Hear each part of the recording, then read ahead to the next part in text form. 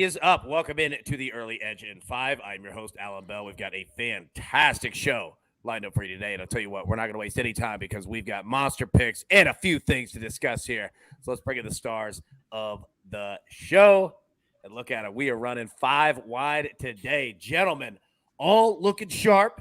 Okay. Now, we're going to get to the parlay that you guys have going on here in just a minute. But speculator, I'm going to throw it right at you. All right. We had some pre-show drama here going on in regards to picks. So hit me with what you have and then hit me with what you were thinking. Yeah, I was back and forth on a couple things, but what I have for today is going to be Malcolm Brogdon over 14.5 points at minus 114. I do not like the 15.5. I love the 14.5. Really small margin of errors here. And that's because he's averaged 16.8 points throughout this series. He's gone over this line in 4 out of the 5 games, but 15.5, that takes away one of the games where he had 15. I like the 14.5 a lot better. And Brogdon's going to get more minutes. Believe it or not, he has the highest plus minus in this series of the Celtics. I expect him to play more tonight and be that third leading scorer behind Jaylen Brown and Jason Tatum. For the one that we were thinking about, I wrote this one last night, and that was Jamal Murray over 22.5 points. And of course, he's questionable with a sickness. I really liked this. Our AI was predicting 28 points for him. He's a really interesting case because he's had a lot of standard deviation between his points on each of the games. It's really large. In fact, 10 points is the standard deviation. And the thing is that he actually took way more shots on the away games than he did on the home games. He took 54 shots in 2 games away and 60 when we were at home. I think he was going to come back, and they were really going to need him besides Joker in order to do that. But you're going to have to wait, see if he's full go with full minutes. I would still go for it. But if he's anyway, they're like, he's sick, he's questionable, I would stay away. So here's the problem. And I think everyone in the chat, any better knows, the minute that you jump off of a pick, it almost becomes an absolute lock of a pick, right? EC, you're shaking your head. What are your thoughts here? I know I should be fine for that. All right. So here's the thing. In horse racing, whenever I go cancel a ticket, it automatically wins. I mean, every time. Like I had the Kentucky Derby trifecta. I canceled it because I was like, it's too expensive with the all button on. I swear it happens. So never cancel a ticket. It does, man. It scares me. Now, I'll say this. So, again, and speculator, you are a million times smarter than I'll ever be in my life. So it wasn't anything questioning you. It's just funny because I think we all go through it in regards to bettors, that as soon as you jump off of it, you're like, yep, that's absolutely going to happen. Now, I'll say this. Barner, when we send out the email, right? So the normal operation for the show is Jake the Snake will send out an email to everyone that's on that show, whether it's the morning show, in 5, right? And everyone replies all, sends in their picks. So we don't know what everyone's taking until they submit them. Now, speaking of coming through, all right, like a screen door on a submarine, Barner just fired his out there. No questions whatsoever. You got 2 plays, man. What do you got, buddy? Yeah, I'm always ready. All right, so we're going to go to the Sixers-Celtics game. We're going to do over 212.5 points. We played the over on the 213 in the last game. That hit. Thank you, Peyton Pritchard, for some garbage time 3-pointers. Look, the Celtics here are on the brink of elimination, so they're going to be playing with a lot of urgency. The 76ers are going to be doing the same. They do not want to go to Boston for a Game 7. In this series, 4 of the 5 games have scored combined for at least 216 points. So we'll go the over 212.5. And then we'll go to that Suns and Nuggets game. We're going to do Devin Booker over 31.5 points. So that line has moved a little bit. It's now minus 135 on DraftKings.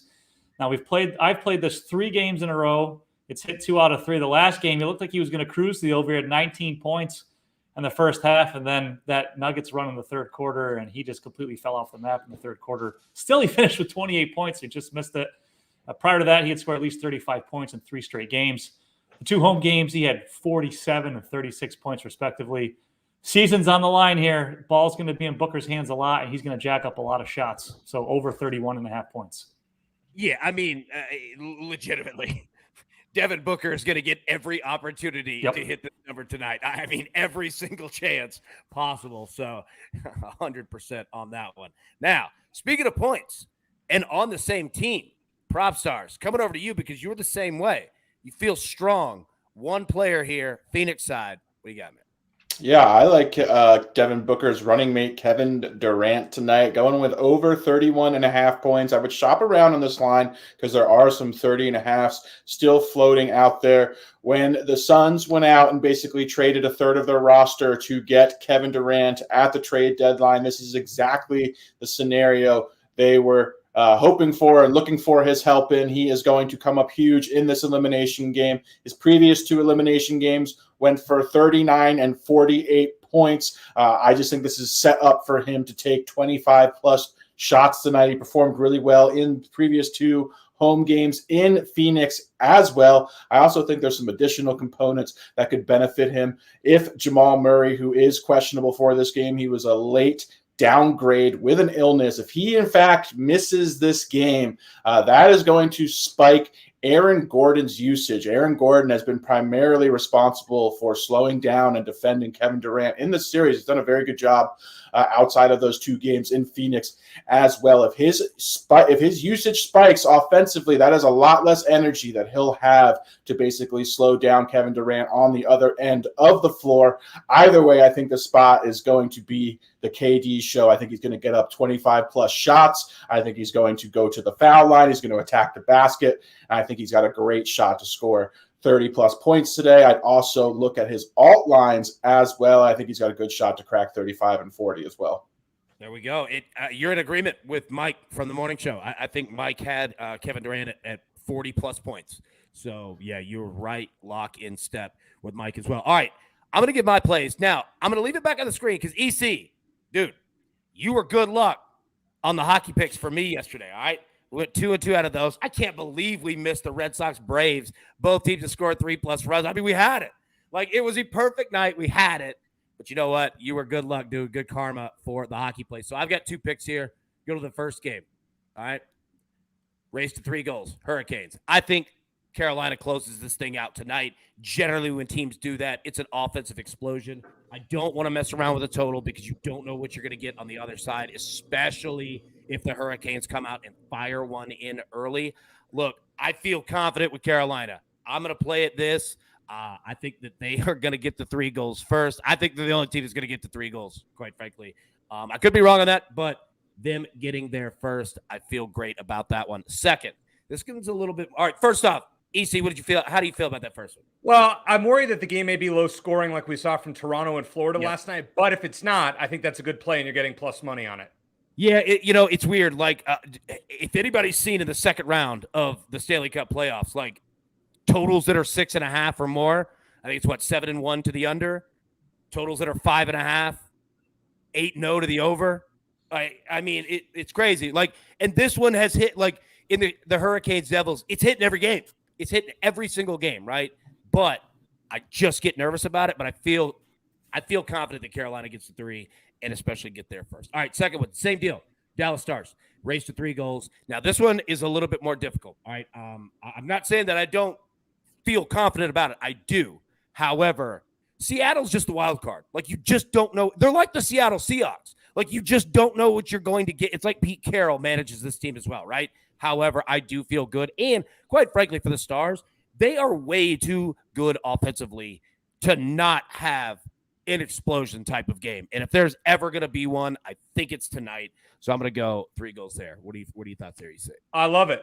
This is the play. Just like I said about Edmonton, your play of Edmonton last night, which hit in the first period. I mean, that was easy money. How crazy was that? Yeah. That was easy, AB. I like Dallas. I think that's a great pick tonight. Dude, let me tell you this real quick before we get to your spot, your picks. So on the first game, all right, that we had the Maple Leafs race to 2 goals. All right, so they score first period. It's 1-0. All right, I'm leaving the office. All right, get done with HQ. We did halftime of the Knicks and Heat game. Driving home. All right, I've got it on the Scorebug CBS Sports app. I'm driving home and just sweating my tail off of like, please get to 2. And it took all the way until about 8 minutes in the third period left to get to 2. Obviously, they ended up winning 2-1. Like, dude, you want to talk about sweats? Like, anyone out there? Like, we all sweat on our bets. Dude, that one was a sweat, man. It was fun. All right, EC, you know it's your spot. We get out of your way. I'm gonna quit yapping. What you got, bro? All right. Well, first of all, AB, I started rough this year in baseball plays, but 7-1 in my last eight baseball plays since last Friday. So let's go with a couple of Rangers plays. They're at Oakland tonight. Nathan Eovaldi to record a win. We've been pretty good with these. Hit Justin Steele last night at a price with the Cubs. Eovaldi's now even money to record a win against the A's. In his last 2 starts, 17 scoreless innings with 13 strikeouts, going up against the worst team in the league. He was 1-0 against Oakland last year, and by the way, did not allow a run in his 6 innings against the A's. Plus, Oakland has a pitcher rolling tonight that, I'll be honest, I've never heard of. I think he hasn't pitched in the big league since 2018, and his ERA in AAA was real bad. So I'm feeling pretty good about Eovaldi tonight to get a win, even if he gives up a couple of runs, but he's been on a roll lately. Sticking with the Rangers theme, let's roll with Jonah Heim over 1.5 hits plus runs plus RBIs at -110. He's over this total in 9 straight and 10 of his last 11 games, and he's hitting .351 on the road this year. A switch hitter. Doesn't matter if he's facing a righty or a lefty. Doesn't matter. Jonah Heim's going to hit this for us. I think the Rangers tee off on Oakland tonight. You want to play some run lines, by all means. Then, all right, so we have our parlay last night, AB, with the season saver parlay. Spectors Warriors got it done. He was good luck at the game. I will not be at the game. Sorry, M squared. It was a generous offer, but I'm going to pass on that. So we're rolling with the Suns to complete that, keep the perfect record going. So we know M squared is a genius. We know Mikey B is a genius. We know Propstarz is a genius. So you know what? I'm going to combo their picks all in one and roll with Devin Booker plus Kevin Durant over a combined 65 points, which is plus 105 on FanDuel. Now, you can ladder this up if you want. The over 70 is plus 210, and I like that as well. I'll tell you why, for something that Proppy said. In these 2 games in Phoenix that they won this series, these 2 guys combined for 86 and 72.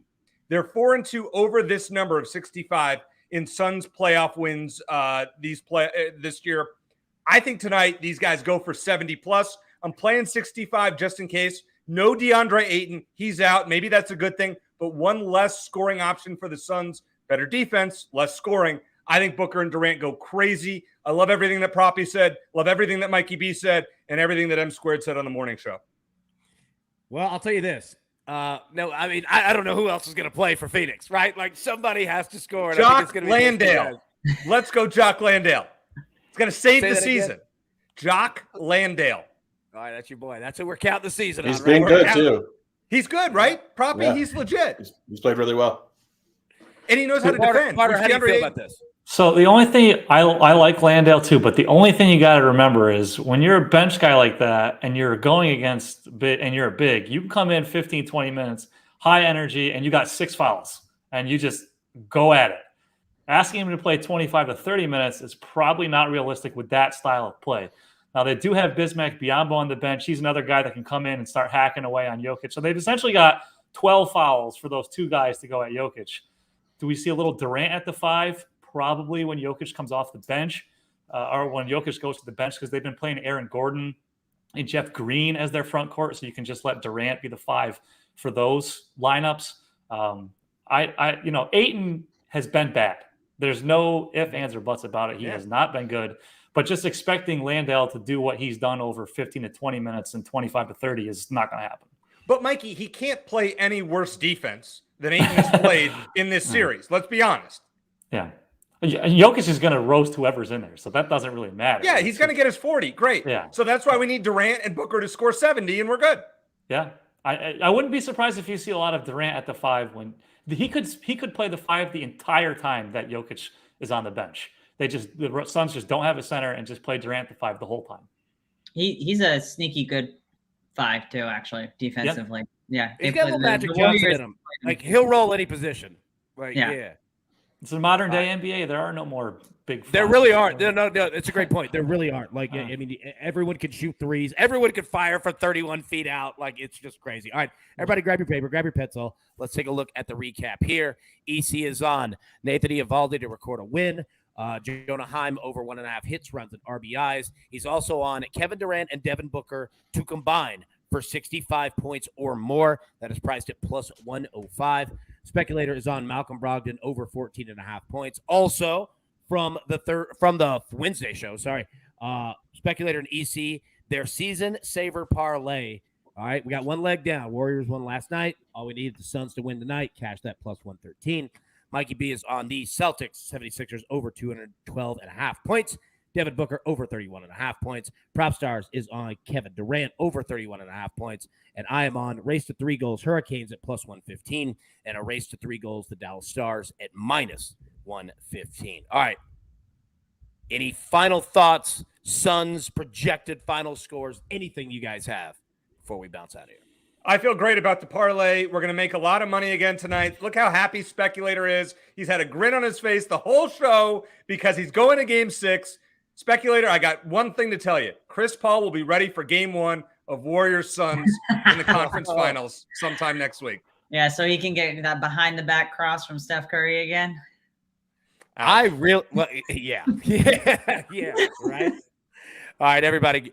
Thank you so much for tuning in. We will be live normal time Friday, 10 a.m. Eastern, as well as Friday for the Early Edge at 5 at 4 p.m. Eastern. But until then, everybody, best of luck.